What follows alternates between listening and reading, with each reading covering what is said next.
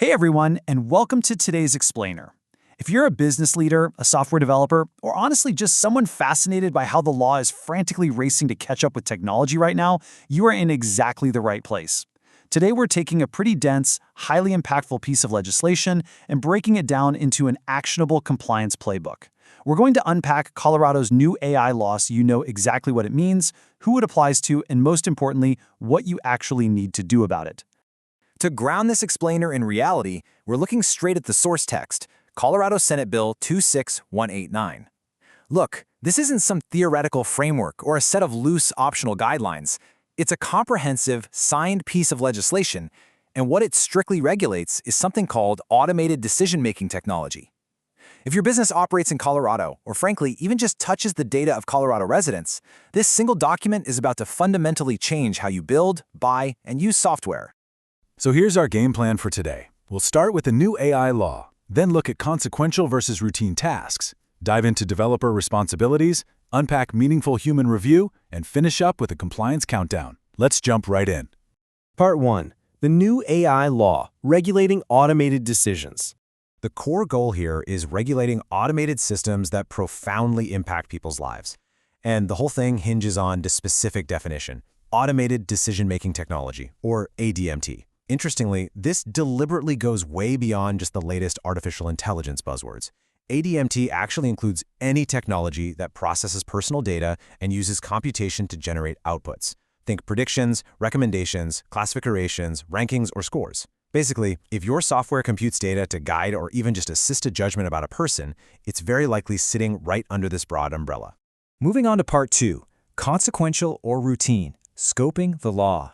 Now, because that definition of ADMT is so broad, businesses really need to self-diagnose whether their tech stack falls under the law's strict requirements. But don't panic. Not every single piece of software is heavily regulated here.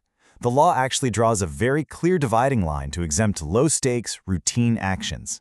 So, if you're using software for spam filtering, basic spreadsheets without machine learning, cybersecurity, or just simple customer service triage, you're totally exempt. The law isn't coming after your everyday administrative workflows.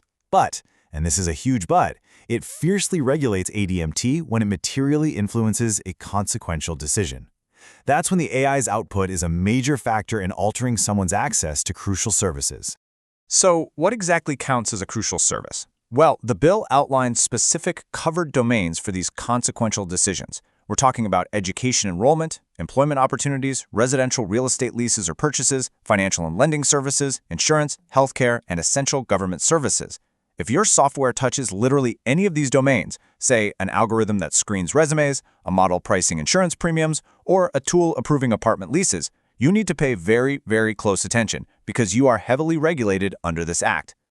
Which brings us to Part 3, Developer Responsibilities, the Creator's Rulebook.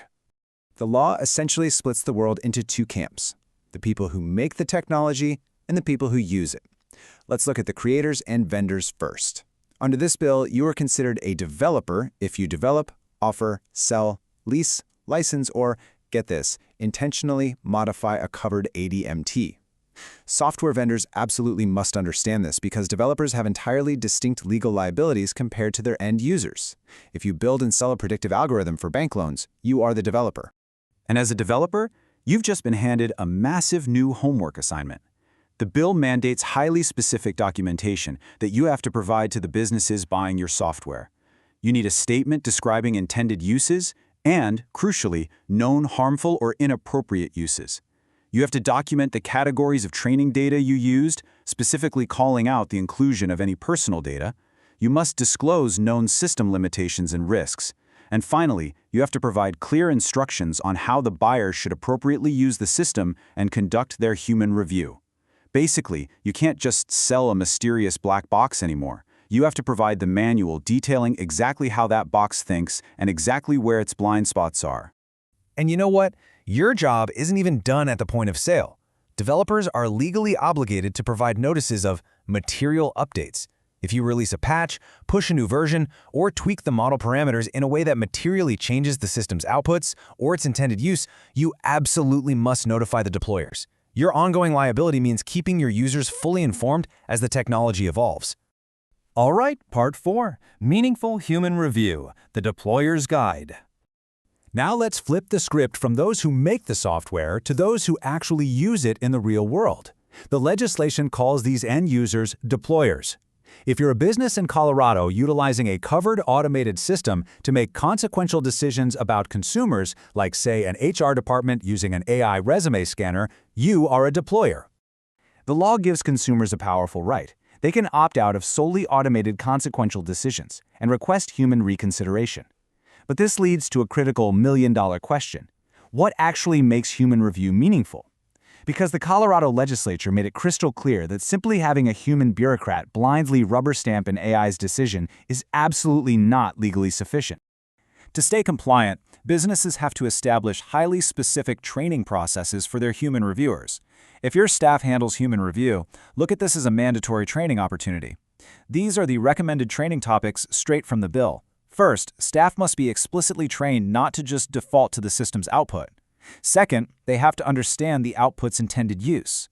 Third, they must be trained on the system's material limitations, meaning they need to know when the AI is most likely to be wrong. And fourth, they have to understand the principal factors used to generate the output. You don't need your staff to become expert coders, right? But they fundamentally have to grasp how the AI makes its suggestions, not just what it suggests. And here is the absolute kicker.